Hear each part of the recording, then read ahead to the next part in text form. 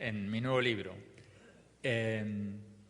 Una camisa, porque el ejemplo del café es válido para los países productores de materias primas. Pero ¿qué pasa con México? México es un país productor de manufacturas, textiles, por ejemplo.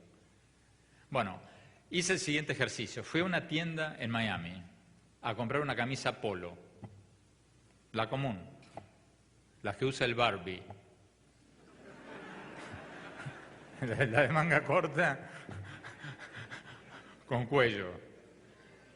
La más común de todas, $85.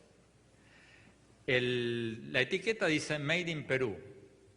Hice una búsqueda en Google, me contacté con los fabricantes, hablé con los fabricantes en Perú.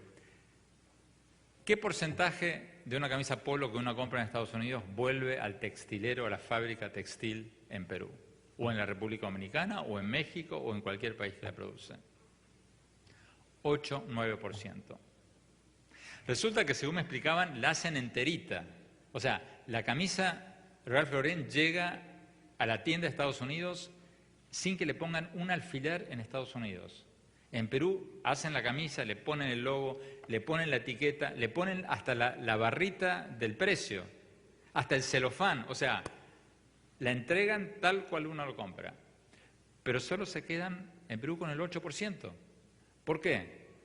Porque el 92% del valor que paga el consumidor por esa camisa se va al diseñador que inventó el logo del polista, al ingeniero textil que inventó la tela, al ingeniero textil químico que encontró el color, etcétera, etcétera, etcétera. Todos productos de la economía del conocimiento. Y ni hablar del ejemplo que a veces uso, pero que hoy no he traído, que es un panty de Victoria's Secret. Un panty de Victoria's Secret que debe tener 2 centímetros de tela. Se vende en $15-20. Y eso le cuesta, el que produce ese panty en cualquiera de nuestros países, se lleva menos del 1%. O sea, estamos viviendo en la economía del conocimiento. Y los países que más ganan y que más reducen la pobreza son los países que más producen conocimiento. Y ahí, ese es el primer motivo. Y ahora que estamos en una crisis mundial, de la que todavía no salimos, eso es todavía más así. Porque yo me preguntaba cuando empezó esta crisis, bueno, ¿cómo va a afectar todo esto a la teoría de que estamos viendo la economía del conocimiento? ¿Esta crisis mundial no va a cambiar las cosas? Bueno, resulta que ocurrió todo lo contrario. Entrevisté el año pasado para preguntarle esto a Stiglitz, el premio Nobel de Economía, que es un tipo progresista, es un tipo antiortodoxo, y yo me interesaba saber si todo este rollo de la economía del conocimiento es un producto, digamos, del pensamiento de Washington o de los grandes centros de poder o de los economistas ortodoxos o los economistas disidentes o progresistas o como quieran llamarlos también lo ven así. Bueno, Stiglitz me dijo, pero sin pensarlo un minuto, si antes era importante invertir en todo esto, ahora es más importante todavía. ¿Por qué? Porque con la crisis mundial se achicó el pastel de la economía mundial. El mercado norteamericano, por ejemplo, al que ustedes en México o en Argentina o en Colombia le exportan, es más pequeño. Al ser más pequeño, la competencia para venderle a ese mercado es mayor.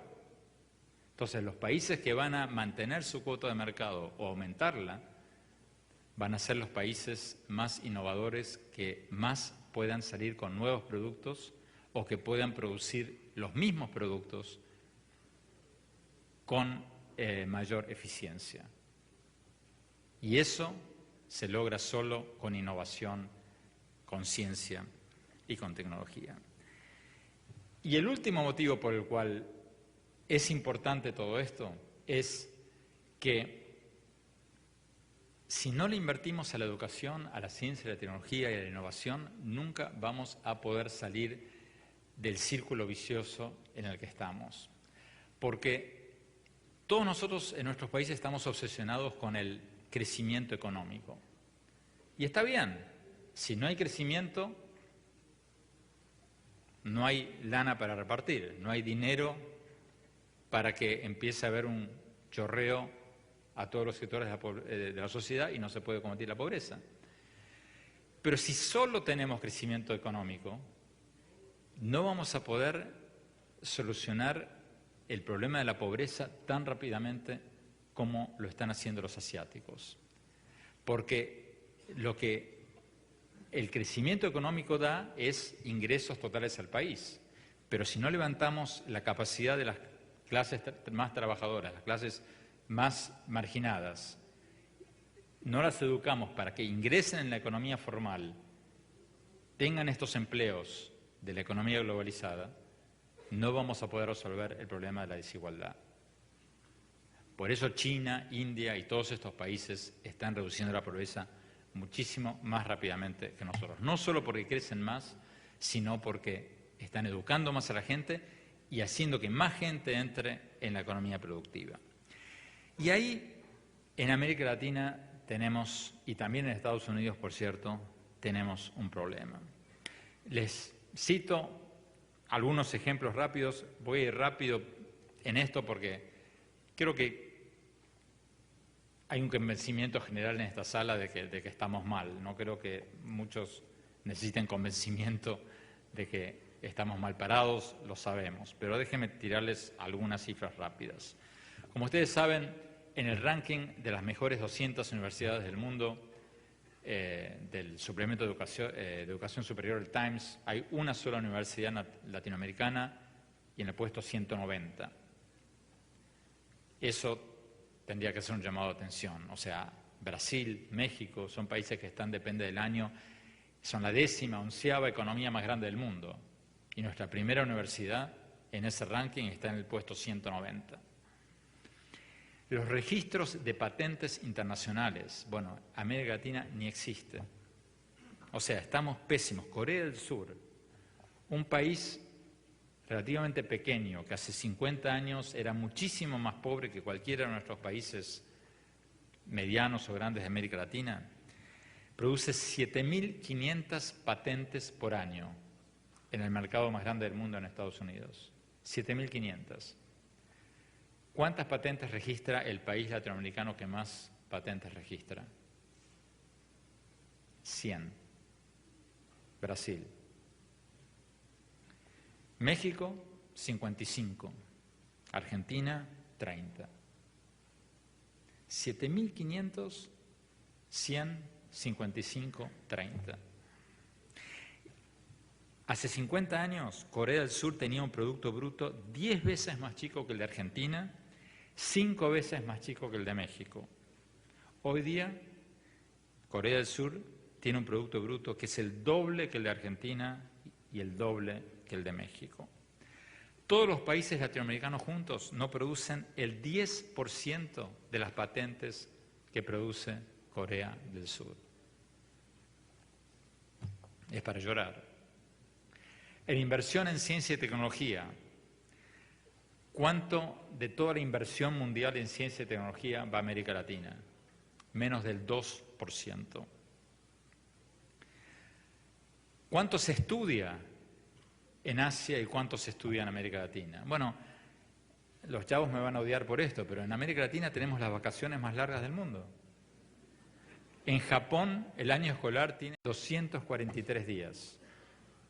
En México tiene 200. En Argentina tiene 180. Y de esos 200, ya sé lo que están pensando, de esos 200, 180, después de las huelgas y los puentes y todo eso, quedan 160 o 150 con suerte. O sea, estamos estudiando mucho menos.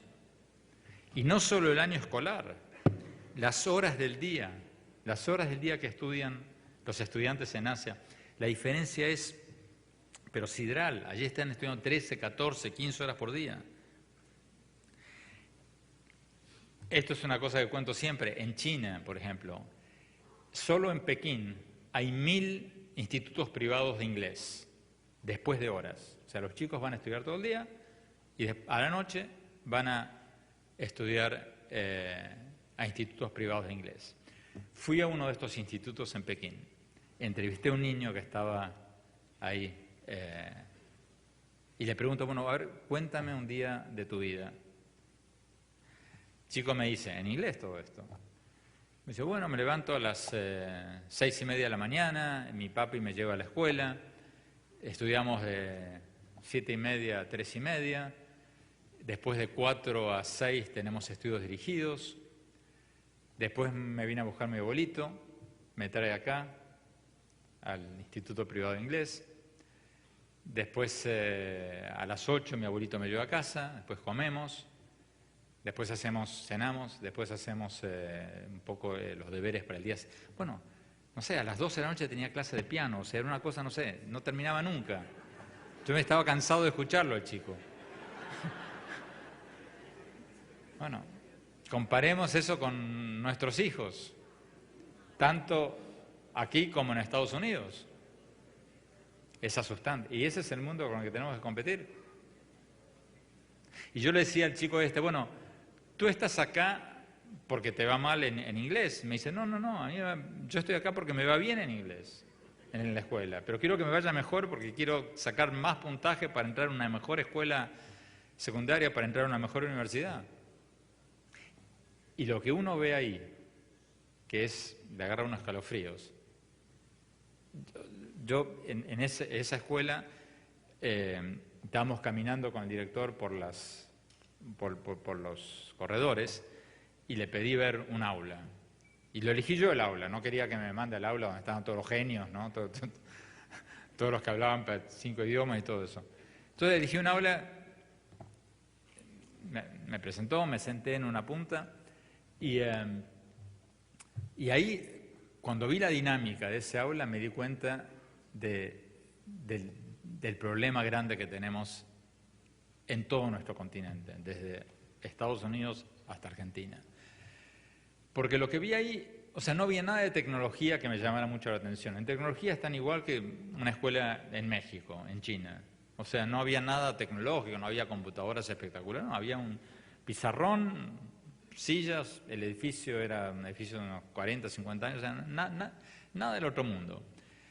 Pero lo que sí había, que es muy diferente, es que estaba la maestra acá, estaban los niños en las primeras 2 filas, después había como 10 filas vacías y al final del salón estaban las abuelas y los abuelos haciendo tiempo, durmiendo, haciendo crucigramas.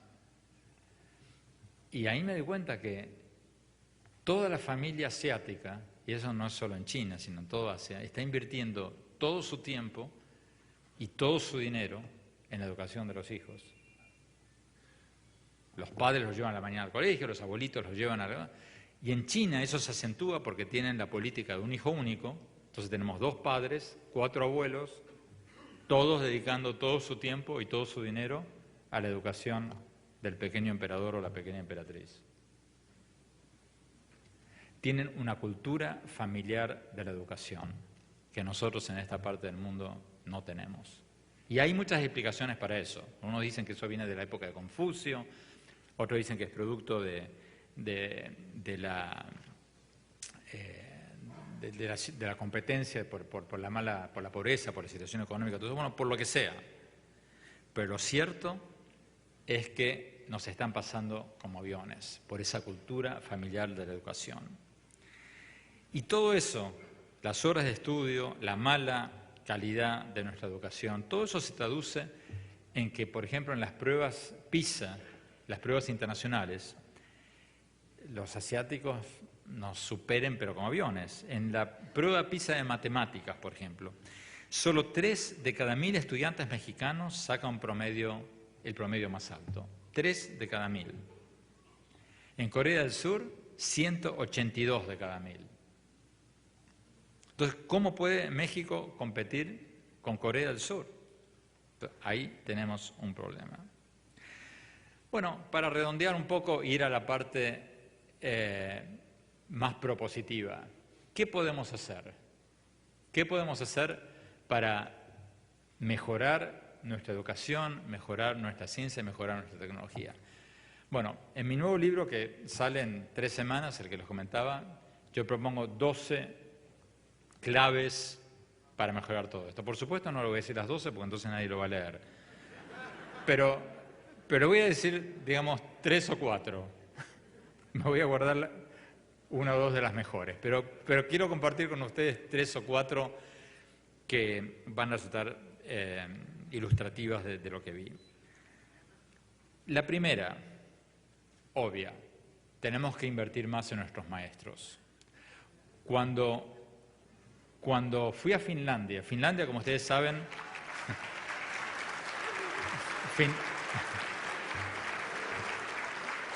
esa es la parte que les va a gustar, después viene la que no les va a gustar, por eso la tiré primero.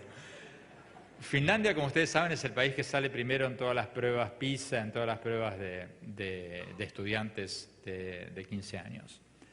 Y le entrevisté a la presidenta de Finlandia y le dije, bueno, ¿cuál es el secreto de Finlandia? Bueno, me dijo, tenemos 3 secretos: la educación, la educación y la educación. Entonces dije, bueno, ok, fantástico, pero ¿cómo es el secreto de mejorar la educación? Me dice, tenemos otros 3, los maestros, los maestros y los maestros. Entonces, Finlandia está invirtiendo todo en los maestros, pero no estamos hablando de dinero, y ahí viene la parte que no les va a gustar a muchos. Estamos hablando de exigencias. En Finlandia, no cualquiera puede ser maestro. En Corea del Sur, no cualquiera puede ser maestro. En todos estos países que obtienen los más altos índices en las pruebas escolares, la profesión de maestro es una profesión muy prestigiosa y muy difícil de entrar. En Finlandia, me decía la presidenta, solo el 10% de los chicos que tienen el mejor promedio en la escuela secundaria pueden entrar en la carrera magisterial en la universidad. Si tú no estás en el 10% mejor de tu clase al finalizar la secundaria, olvídate, estudia otra cosa. No puedes entrar a estudiar la carrera docente en la universidad. En Corea del Sur el 5%. En todos estos países, los maestros tienen un enorme estatus social, sueldos bastante decentes. Un maestro recién recibido en Finlandia gana como un ingeniero recién recibido. Pero sobre todo tienen un enorme estatus social. Lamentablemente en nuestros países muchos de los que entran en el magisterio no tienen ni salarios decentes, ni reconocimiento social, ni exigencias para entrar que lo harían tener un poco de estatus social. En México, como quienes son de México aquí saben, todavía hay lugares donde se heredan los puestos de maestros, de padres a hijos. ¿No? Todavía hay lugares donde se compran plazas de maestros. No, no. Infamias.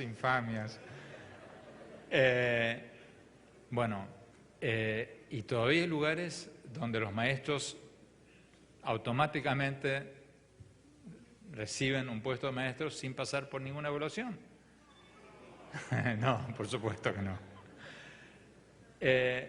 Eso es una receta para quedarse varado y para no progresar. Pero eso pasa con variantes en toda América Latina y también, en cierto sentido, en Estados Unidos. Y es interesante lo que Estados Unidos está haciendo, por ejemplo, lo que Obama está haciendo con eso. Obama, al igual que en México, tiene un problema de un gremio docente muy fuerte, políticamente muy bien organizado, y que en el caso de Estados Unidos es un poco la base del Partido Demócrata del propio presidente Obama.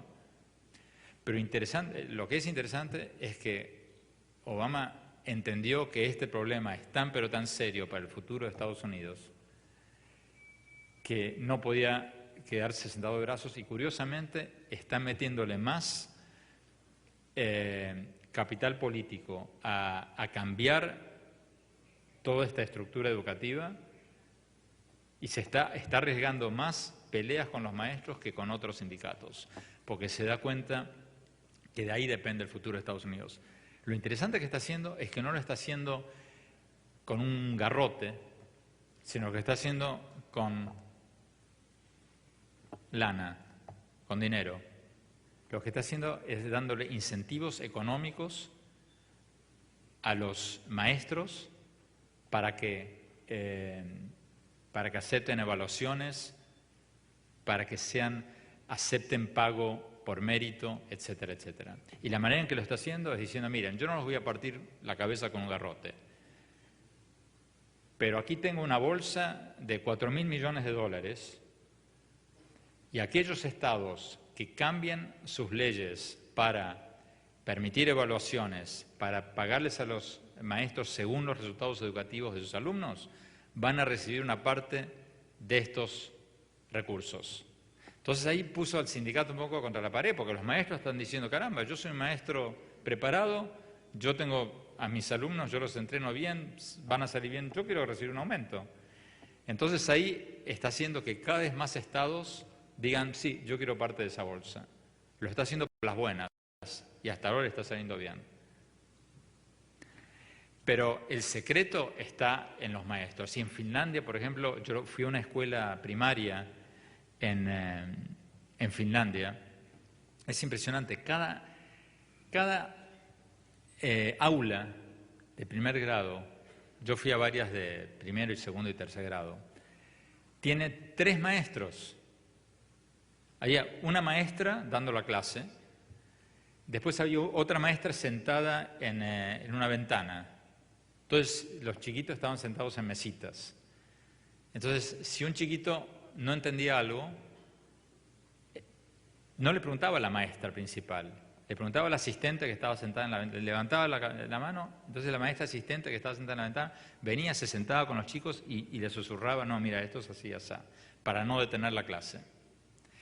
Y si después de todo eso el chiquito todavía no entendió, pide una hora extra, después de horas, con una maestra especial que tiene que tener una maestría para poder ser maestra especial, que está en una salita de ahí al lado y que le da una clase, como una clase particular, después de hora para ponerlo al día. Y todo eso en las escuelas públicas. Estamos hablando de las escuelas públicas. Y yo le preguntaba, bueno, ¿y no le da vergüenza al chico ir a la clase especial? Me dice, no, para nada, porque como hay una competencia para sacarse mejores notas, para entrar a una mejor secundaria, para entrar a una mejor universidad, para tener un mejor empleo, para ganar más dinero, etcétera, etcétera, los chiquitos a veces piden ir con la maestra especial porque se quedan atrás. Y otras veces los buenos alumnos piden ir con la maestra especial porque quieren requete entenderlo y avanzar más todavía. Impresionante. Entonces, no hay un fenómeno de repitencia en nuestros países. Muchas veces, a mí, bueno, ustedes docentes esto lo saben 1000 veces mejor que yo, a mí me sorprendió porque yo no lo sabía. En todos estos países no hay chicos que repitan de grado. Están los chicos que tienen problemas especiales, que van a una escuela especial para recibir otro régimen de enseñanza.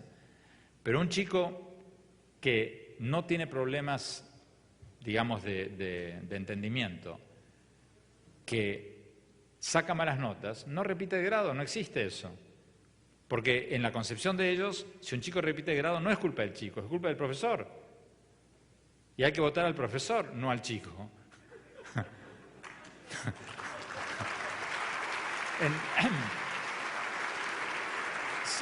Si ustedes se fijan, en todos los países que les va bien en educación, no hay repitencia, 0. Estadísticas de las Naciones Unidas. Nosotros estamos expulsando del sistema escolar a los chicos con más problemas que vienen de sus casas para entender y aprobar, los estamos expulsando al obligarlos a repetir, y después de la segunda repitencia el chico ya deserta, y entonces entra el fenómeno de los nini que ni estudian ni trabajan, que terminan en la delincuencia o en lo que sea. Segundo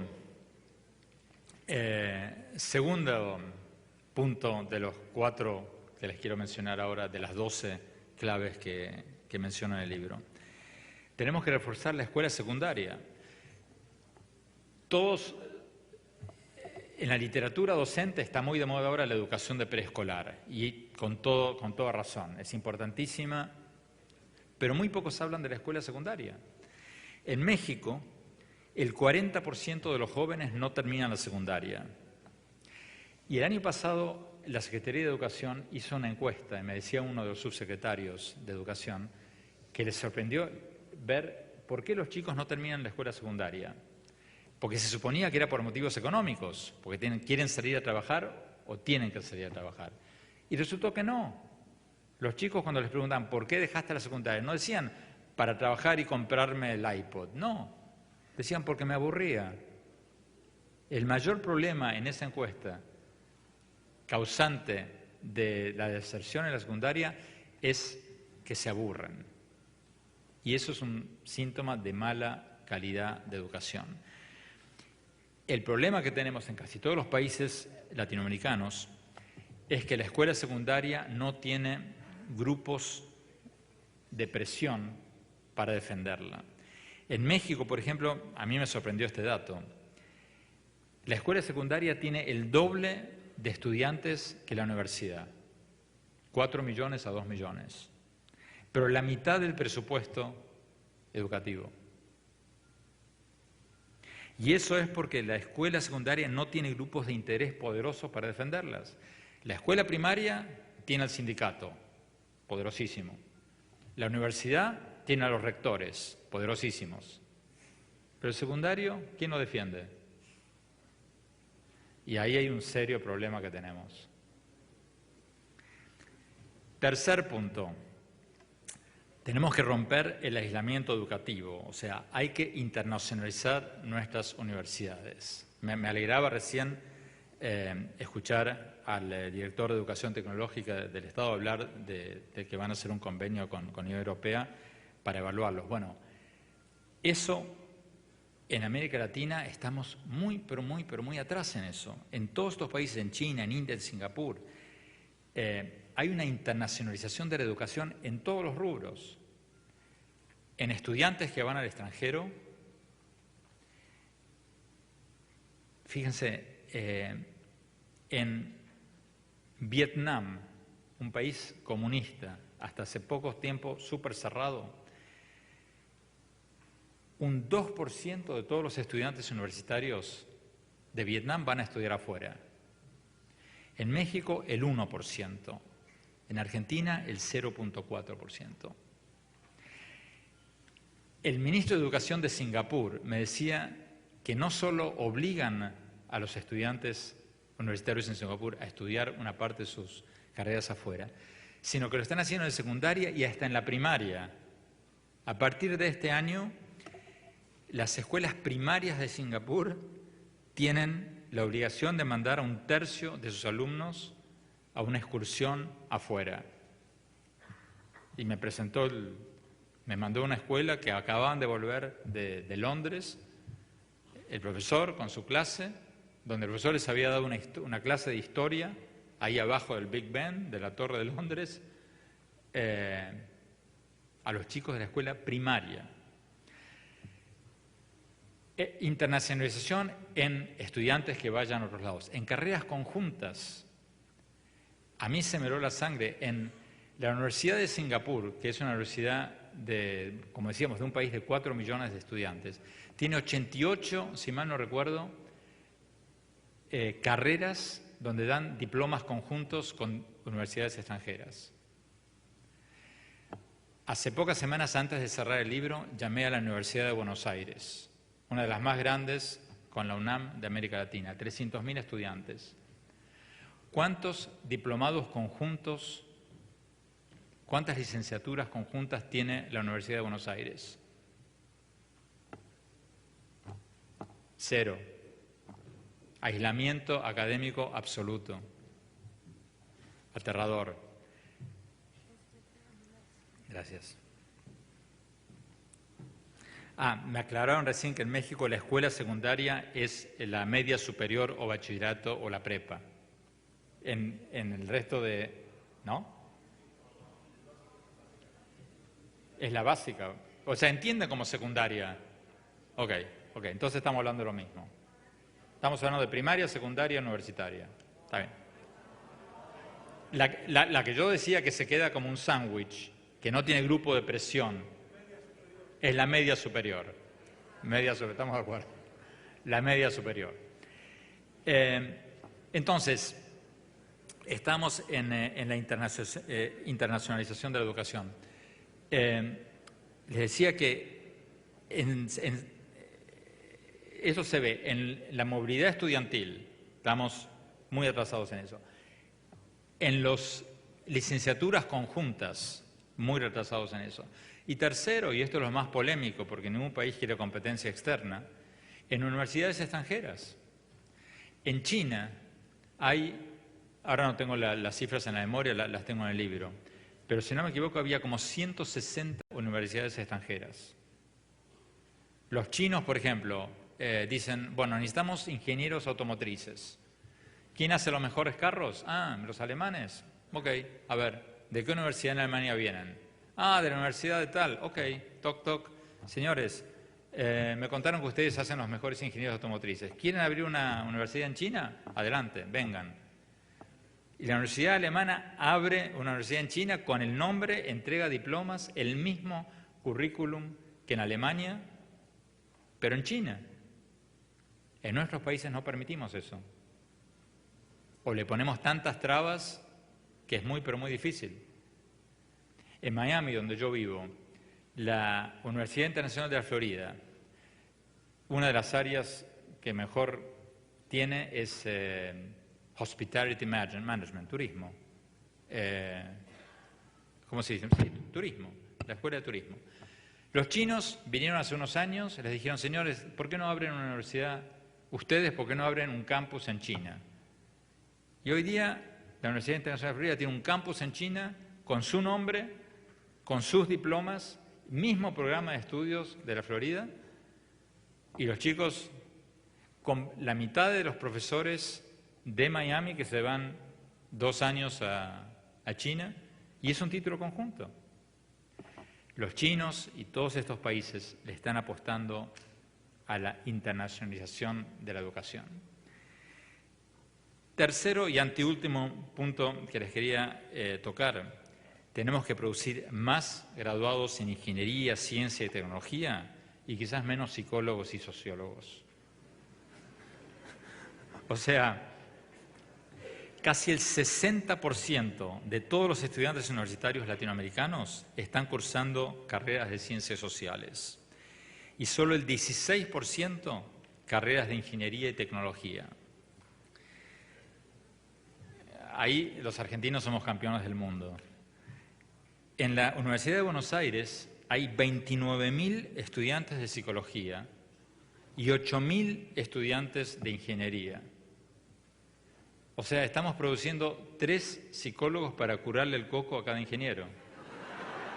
Un disparate. Un disparate absoluto. Le comenté esto al ministro de Ciencia y Tecnología ahí, y el tipo me dijo, ¿no es una locura eso? Y el hombre, hay que reconocerle, tiene sentido del humor, me dijo, mire, un país que tiene 29.000 estudiantes de psicología y 8.000 estudiantes de ingeniería, probablemente necesite 29.000 estudiantes de psicología. Están todos locos. En México, en la UNAM, hay 1.000 estudiantes de historia y 300 estudiantes de ciencias de la educación. O sea, todos los años se gradúan de la UNAM 200 historiadores y 60 licenciados en ciencias de la computación. Bueno, y último punto que quiero tocar, tenemos que crear, me voy a saltear la cultura del patentamiento, que tampoco tenemos en América Latina. O sea, en todos estos países las universidades tienen agencias independientes que estimulan a los académicos a hacer ciencia aplicada, a crear patentes. Y las universidades le dan una parte del dinero que recaudan a estos investigadores. Necesitamos una cultura del patentamiento. Y finalmente, necesitamos una cultura familiar de la educación, esta que tienen los asiáticos. No la podemos inventar de hoy para mañana, pero hay experimentos muy interesantes de países que lo están haciendo con éxito. ¿Hay brasileros acá? ¿Hay brasileros? ¿Alguno? Uno. Ok. ¿Hay más? Uno, ok.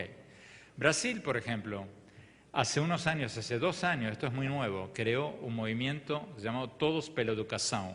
¿Lo conocen? Se juntaron los empresarios que se dieron cuenta de estos problemas de pérdida de competitividad, con los dueños de los medios de comunicación, con periodistas, con futbolistas, con estrellas de cine, y crearon este movimiento ciudadano que se llama Todos pela Educação. Todos por la educación. Por un lado, empezaron a crear un programa de metas muy concretas. Para el año 2012 tenemos que llegar a tal cosa, para el año 2014 tenemos que llegar a tal meta, para el año 2016 tenemos que llegar a tal meta. Y después hicieron campañas en televisión, por un lado, para concientizar a la población de todas estas cosas que estamos hablando. Crear una cultura familiar de la educación. Y por otro lado, para presionar al gobierno a cumplir con estas metas. Y fue tan efectivo que el gobierno de Lula, hace 2 años, se apropió del programa, lo anunció como un plan de gobierno, todas estas metas educativas. Para el año tal tenemos que llegar a tal puntaje en los test PISA internacionales. Para el año, 2 años después, tenemos que aumentar la graduación universitaria, como decían antes las autoridades de Veracruz, de tal porcentaje a tal porcentaje. Metas súper concretas y medibles en el tiempo. El gobierno se las apropió. Entonces, estos movimientos ciudadanos que hacen falta en nuestros países y en el que los educadores y los rectores de las universidades tienen que jugar un papel clave, son claves no solo para concientizar a la gente, sino para presionar a los gobiernos a que cumplan con las metas educativas. Porque la solución no va a venir de los gobiernos. Cuanto más he estudiado esto, más me convencí de que los gobiernos en todos lados, unos más, otros menos. Hay gobiernos que hacen más, hay gobiernos que hacen menos. Pero los políticos piensan en términos de 3, 4 años. Un político quiere salir en la foto con el puente, con el camino, con el edificio de la escuela. Pero la calidad educativa es una inversión que rinde fruto en 20 o 30 años. Y para lograr esa calidad educativa hace falta un movimiento ciudadano o un pacto nacional de todos los partidos o un movimiento de empresarios, dueños de medios de comunicación, líderes académicos, ONGs, futbolistas, artistas, para presionar a los gobiernos y a los partidos políticos para que le pongan atención a eso. Entonces, resumiendo, tenemos que mirar un poco menos para atrás, un poco más para adelante, tenemos que mirarnos un poco menos al ombligo, un poco más alrededor, a ver qué es lo que están haciendo otros. Tenemos que crear una cultura de la educación y no podemos esperar que el gobierno lo haga, porque, como me dijo alguien cuando estaba haciendo esta investigación para este libro, la educación es algo demasiado importante como para ser dejado a los gobiernos. Muchísimas gracias.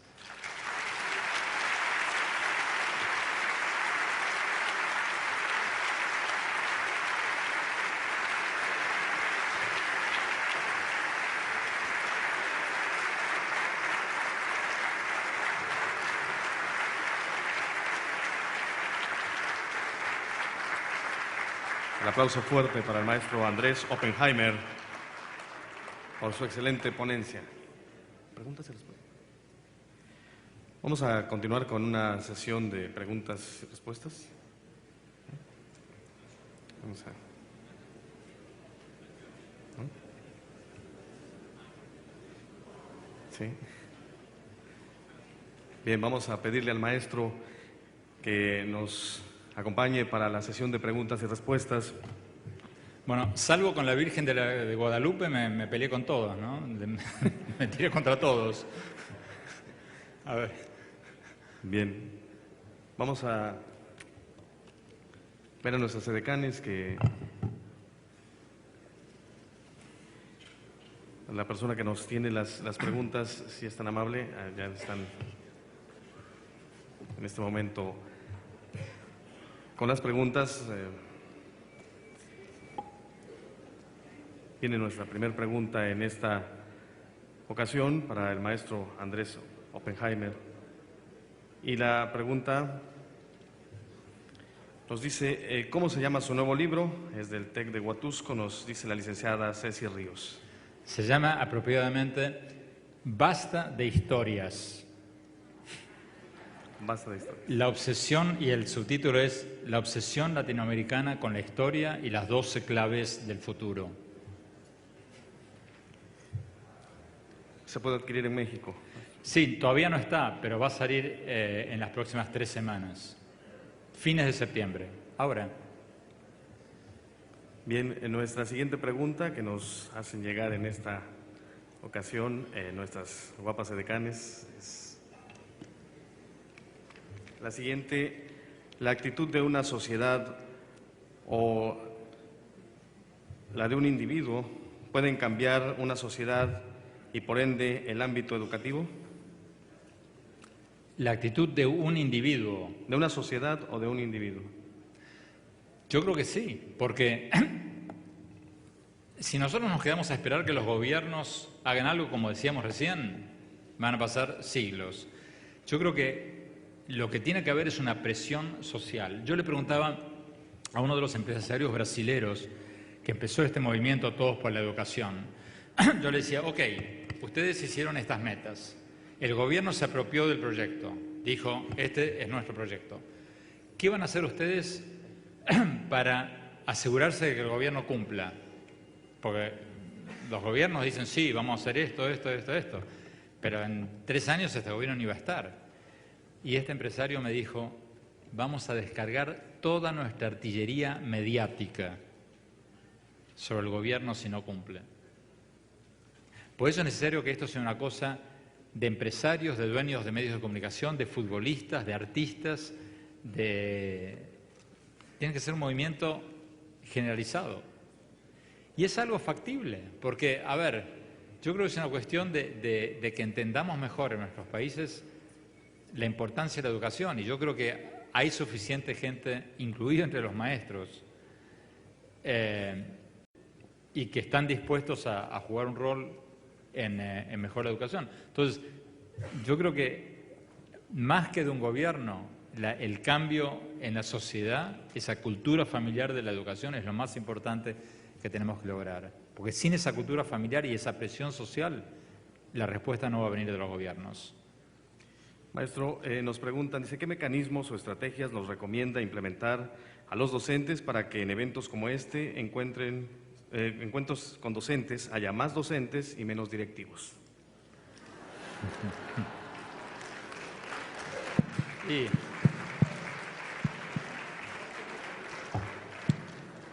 yo creo que yo lo que vi por ahí me equivoco, ustedes conocen los docentes mejor que yo, o sea, yo estuve mirando esto en los últimos 5 años un poco mayor de profundidad, ustedes, la mayoría de ustedes acá llevan toda una vida en eso y conocen los docentes mucho mejor que yo. Ahora, mi impresión así a vuelo de pájaro es que los docentes, muchos docentes, no sé si la mayoría, pero muchos docentes están con los sindicatos más renuentes al cambio en lo que hace a sus reivindicaciones económicas. pero no necesariamente en sus posturas políticas o ideológicas o sociales. Yo creo que muchos docentes están de acuerdo. O sea, una maestra que estudió bien, que está orgullosa de su trabajo, que hace bien su trabajo, cuyos niños aprenden, esa maestra piensa, caramba, ¿por qué yo voy a ganar lo mismo que esta vaga que está en el aula de al lado, que hace 20 años está recitando lo mismo, que no se perfeccionó, que no estudió un nuevo libro? Porque yo, que me quedé hasta medianoche anoche leyendo un libro para ponerme al día, y que uso mi tiempo para hablar con los padres, tengo que ganar lo mismo que aquella otra. Entonces yo creo que hay muchos docentes que creo que estarían de acuerdo con algunas de las cosas que estamos hablando, incluido con las evaluaciones. Y aquí en México, por ejemplo, hace 2 años, cuando se empezaron a hacer pruebas de docentes, y que eso, dicho de paso, fue por presión social. Y el resultado fue pésimo, ¿se acuerdan? No sé, como el 70% de los docentes fallaron. Muchos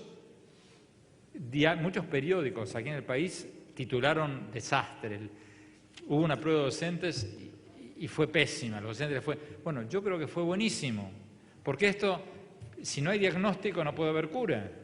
Creo que lo mejor que se puede hacer primero es encontrar dónde está el problema, después empezar a solucionarlo. Si creemos que los docentes están bien o no queremos tocar el tema, entonces esto es como Alcohólicos Anónimos. O sea, para solucionar el problema hay que reconocerlo primero. Y yo creo que, repito, no sé si la mayoría de los docentes, pero yo creo que muchos docentes que son buenos en lo que hacen estarían de acuerdo con el pago por mérito, con las evaluaciones y con todo eso. ¿Me equivoco o no? Okay. Bueno, hablando de problemas, nos preguntan, dice, la corrupción sí es algo difícil, pero ¿qué hacer en México? Bueno, al igual que lo que hablamos con educación, es una cuestión también de presión social y de entender un poco el impacto que tienen las campañas. Yo puedo ser un poco ingenuo en esto, pero yo creo en las campañas de concientización, porque funcionan. O sea, ¿qué cosa, por ejemplo, si en Estados Unidos se pudo lograr que la gente deje de fumar, que es algo adictivo, ¿cómo no se puede hacer una buena campaña para evitar pagarle un chayote a un policía o para evitar todo ese tipo de cosas? Se puede. Los países, miren, yo hace poco estuve en Colombia, hay colombianos aquí. Bueno, ustedes saben de lo que estoy hablando. La ciudad de Bogotá, hace 10, 15 años era un espanto. Sucia, papeles en la calle, nadie respetaba el tráfico. Bueno, y ¿cuánto? En 10 años o menos dieron vuelta todo. Hoy día los bogotanos están orgullosos de su ciudad, nadie tira un papel en el piso, tienen líneas de bicicletas para los domingos a la mañana,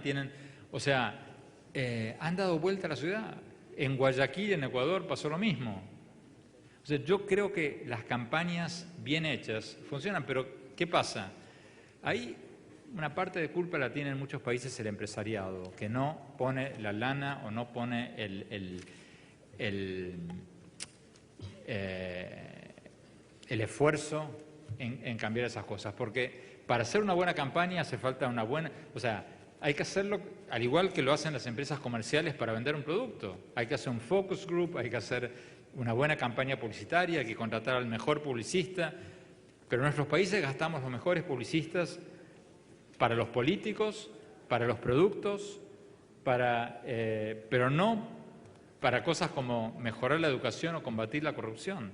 Yo creo en los movimientos ciudadanos, creo que los empresarios tienen que tomar una mayor responsabilidad porque son los que tienen recursos, pero creo que todos, los rectores universitarios, los periodistas, los artistas, todos tienen que contribuir, porque, repito, si si se puede convencer a la gente por campañas mediáticas televisivas a que deje de fumar, yo creo que se los puede convencer de muchas otras cosas tan buenas o mejores. Maestro, esto nos toca como periodistas. Dice, si debemos estudiar más ingenierías y tecnologías, ¿deberían de haber menos periodistas? ¿O qué tan rentable es ser periodista? Bueno, ahí esa es una pregunta difícil, porque yo, por ejemplo, cuando me preguntan los chicos en la escuela de periodismo, ¿qué hago? Yo les digo, miren, yo, en mi caso, yo cuando tenía 13 años hice la revista de mi escuela secundaria. Yo quería ser periodista desde los 10 años. Quizás porque tenía un tío abuelo que era periodista y el tipo dormía la siesta todos los días. Yo dije, caramba, no los pasa tan mal este hombre.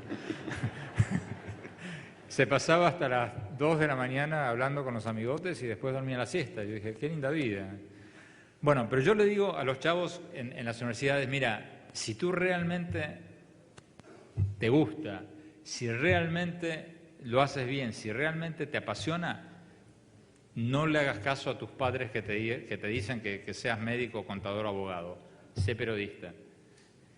Porque aunque es una profesión mal paga, aunque es una profesión súper sacrificada, si realmente es tu pasión, te va a ir bien. Y lo mismo si te gusta la plomería, si te gusta esto. Bueno, en mi caso personal, mis padres querían que yo estudie negocios. Y por suerte, una de las cosas más inteligentes que hice en mi vida es no hacerle caso. Entonces la respuesta es, yo creo que a los chavos que realmente les apasiona el periodismo, adelante, les va a ir bien. Porque si una persona le mete tiempo a algo y pasión, a la docencia, al periodismo, que son actividades sacrificadas, les va a ir bien. Ahora, ¿qué pasa? Por la mala educación en la escuela secundaria que tenemos, por la mala venta, para decir así, que hacen nuestras escuelas secundarias de la ingeniería, de la ciencia y de la tecnología, la mayoría de los chavos eligen periodismo porque es más fácil o porque piensa que es más divertido, pero no por verdadera pasión. Y ahí, o sea, una de las cosas que cuento en el libro es, lo entrevisté a Bill Gates y le pregunté cuál es el secreto de...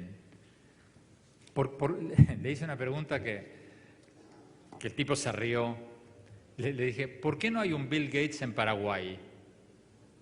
¿No? Él me dijo, ¿cómo? Sí. ¿Por qué hay un Bill Gates en Estados Unidos y no hay un Bill Gates en Paraguay? Entonces él me dijo, porque yo tuve una buena escuela secundaria.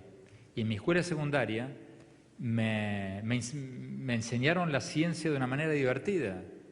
A mí la ciencia no me pareció aburrida, me pareció divertida.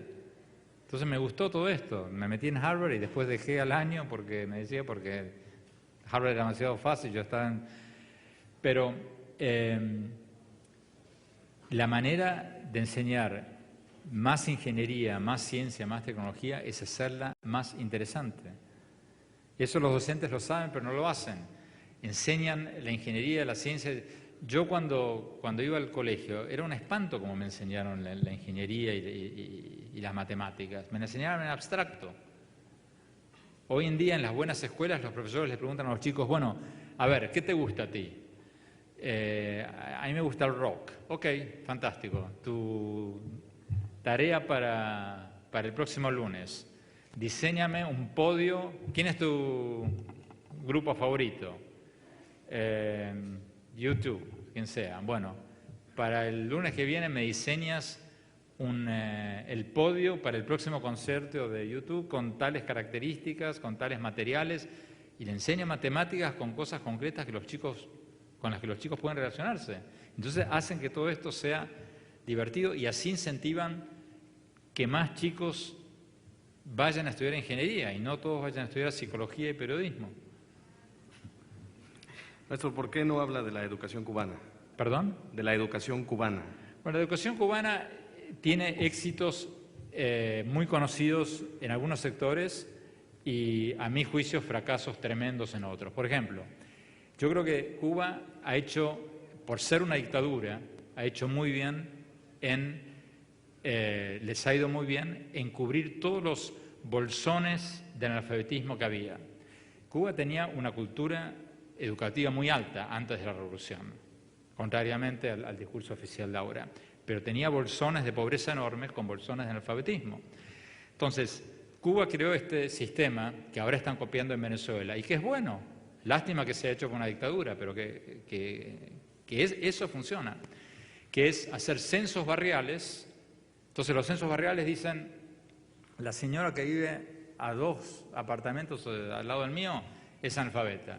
Entonces ya tienen, ¿cómo se dice?, puntualizada la gente que es analfabeta y le mandan a los profesores y la alfabetizan. Eso está buenísimo. Y han reducido esos bolsones de analfabetismo. Ahora, en todo lo demás, yo creo que hay un gran mito sobre la educación cubana, porque, pregúntense ustedes, ¿por qué es que Cuba no participa en las pruebas PISA?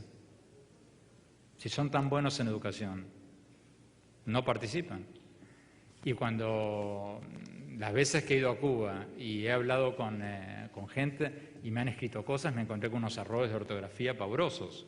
O sea, han sido muy buenos en la cobertura, pero creo que son flojitos en la calidad educativa. Y si fueran mejor, participarían en los test internacionales y producirían más patentes, que producen muy pocas. Maestro, sí, tenemos una pregunta de nuestro público. Doctor Andrés Carlos Zamudio, acá, del Tecnológico de Jesús Carranza, aquí en Veracruz.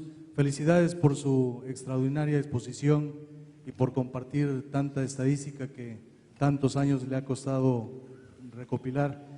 Me gustaría que nos hablara del caso de éxito de la India.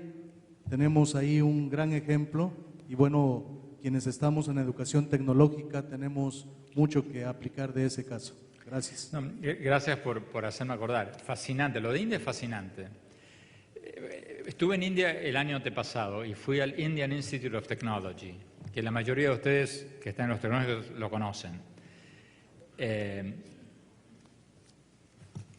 El edificio en sí no es gran cosa. O sea, en materia así de wow, no es una universidad que uno entra y dice, wow, o sea, no tienen un auditorio como este. Es bastante viejito el edificio. Ahora, cuando entrevisté al rector y me contó la historia, ahí sí que uno dice, wow, porque la historia es la siguiente. Nehru, el ex primer ministro de la India, a mediados del siglo XX, él estaba bastante alineado con la Unión Soviética, pero él tuvo la visión de crear institutos tecnológicos súper elitistas y de invertir un montón de dinero en eso, en los años 50.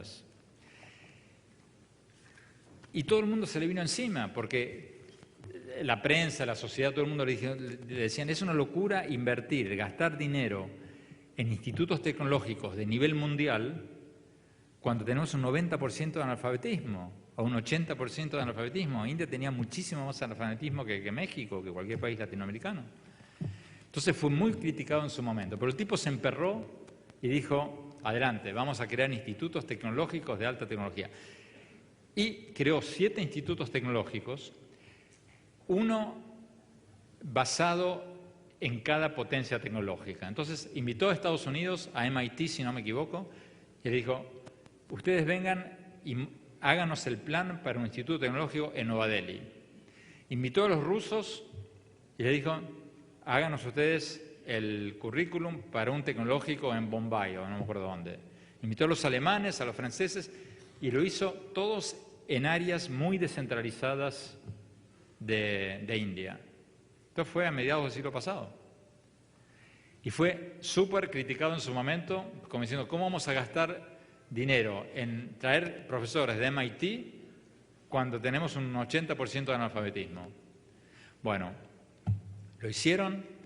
Hoy día, para entrar en el Instituto Tecnológico de Nueva Delhi, entra un chico de cada 178. En Harvard entra uno de cada 10. La competencia es feroz. Y los que salen de ahí son los motores de la economía india. Hoy día, gran parte del fenómeno económico indio es Bangalore, que es la ciudad que es el centro de la tecnología de la información. Y lo están haciendo gracias a esos tecnológicos. O sea que en el caso de India, la inversión en ciencia y tecnología rindió sus frutos y con creces, pero toma mucho, pero mucho tiempo. A ellos les tomó décadas, pero les rindió fruto. Maestro, creo que alguien se quiere dedicar a escribir libros porque dice, ¿se puede vivir de escribir libros? ¿Qué porcentaje del precio se le queda al autor? Si no fueran pirateados, se podría vivir. Pero, a ver, yo no sé, pero calculo que queda un 10%, no más de eso. Pero lamentablemente la piratería nos mata a los autores. A veces, hace 2 años con cuentos chinos, con mi libro anterior, en Bolivia habían sacado una edición de cuentos chinos cuya portada era todavía mejor que la que hizo Random House. O sea, estaba muy bien hecho. Y en Perú, hace como 3 años, tenía una cita con el presidente Alan García para una entrevista y en la esquina del Palacio de Miraflores, ¿hay peruanos acá? Bueno, en la esquina del Palacio, ¿vieron estos tipos que paran los carros con esas tablas, con libros? O sea, hay muchachos en las esquinas que tienen como tablas de como 1,5 metros llenas de libros. Y vendiéndolos en la calle. Yo estaba muy honrado cuando llegué ahí, que el mío era uno de los que estaba ahí. Entonces le pregunté, bueno, ¿cuánto cuesta? Y me dijo una cifra ridícula, como $1. Yo dije, caramba. Y el taxista todavía me dice, no, ofrézcale 50 centavos. No vale nada. Entonces lo compré y lo abrí y me di cuenta que era pirateado. Entonces, cuando fui a ver al presidente, se lo dediqué, dije, para el presidente Alan García, un libro, como dije, ahí tienen un término, era pirateado, un libro, no me acuerdo el término que usan, un libro pirateado comprado en la esquina del Palacio Nacional, el Palacio Presidencial, Andrés Oppenheimer. Buenas tardes, perdón la pregunta, aquí del Tecnológico de Tantoyuca. ¿Qué estrategias podría recomendar usted al sistema de educación tecnológica de aquí del Estado para alcanzar estándares de calidad educativa como los ejemplos que mencionó como Singapur, la India o Corea del Sur en el mediano plazo? Yo creo que una de las claves es la internacionalización. Eso es lo que están haciendo todos estos países. Comisiones, bueno, por lo que escuché ya lo están haciendo, comisiones evaluatorias de otros países, movilidad estudiantil, movilidad de profesores, titulaciones conjuntas. O sea, ¿qué hacen, por ejemplo, todos estos países? Lo que comentamos antes. A ver, ¿cuáles son las áreas, por ejemplo, en las que Veracruz tiene industrias? Bueno, tienen petróleo, tienen café, tienen esto, tienen lo otro. Bueno, a ver, ¿quiénes hacen la mejor ingeniería petrolera? Ah, caramba, los brasileros están haciendo buenas ingenierías de perforación submarina. ¿Qué universidad en Brasil está enseñando eso? Bueno, hagamos un acuerdo con ellos.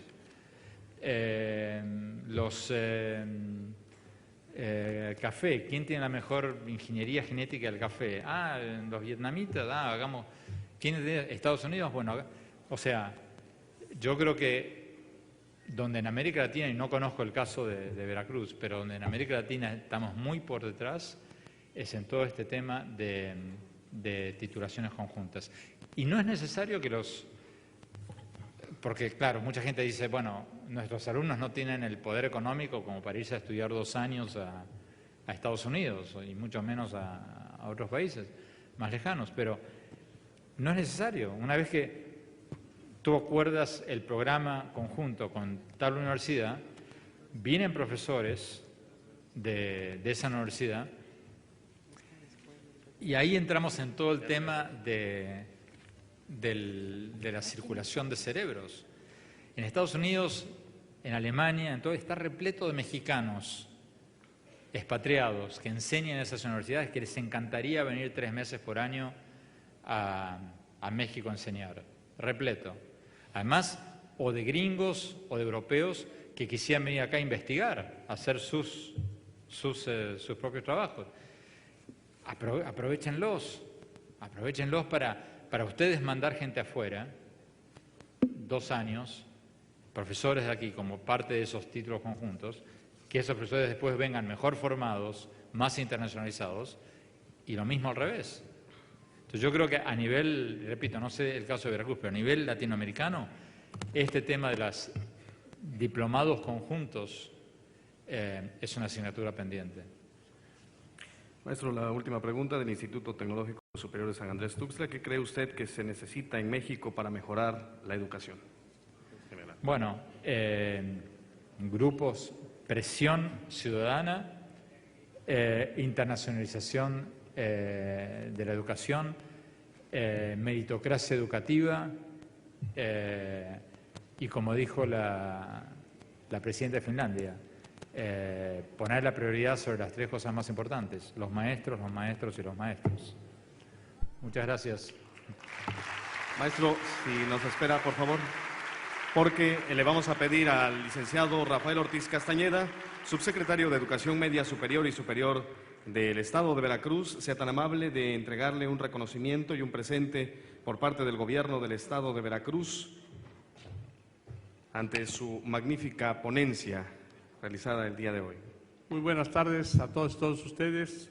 Hoy el Gobierno de Veracruz, la Secretaría de Educación, por mi conducto, se congratula de haber tenido la oportunidad de escuchar estas importantes reflexiones sobre la educación nacional e internacional de parte del connotado, distinguido y bienvenido periodista, investigador y escritor Andrés Oppenheimer.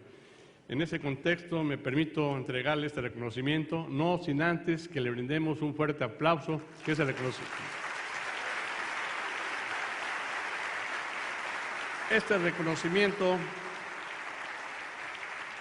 dice así: el Gobierno del Estado de Veracruz, a través de la Secretaría de Educación y la Dirección de Educación Tecnológica, otorgan el presente reconocimiento a Andrés Oppenheimer por su destacada participación como ponente en el segundo encuentro de docentes iberoamericanos, una perspectiva internacional de la excelencia educativa en el año del Bicentenario, los días 2 y 3 de septiembre del presente año. Lo firma el doctor Víctor Arredondo Álvarez, secretario de Educación de Veracruz. Esperamos que tenga una estancia placentera y aquí le entregamos este reconocimiento y el agradecimiento de los veracruzanos. Maestro, no se baje, maestro Oppenheimer, maestro Andrés, todavía no lo queremos abajo. Maestro, le vamos a pedir en esta ocasión también al doctor Ricardo Torres, sea tan amable de subir, porque la ODAE, en representación de su presidente, el doctor Ricardo Torres, desean entregarle el reconocimiento especial, doctor honoris causa, al doctor Andrés Oppenheimer por su notable trayectoria.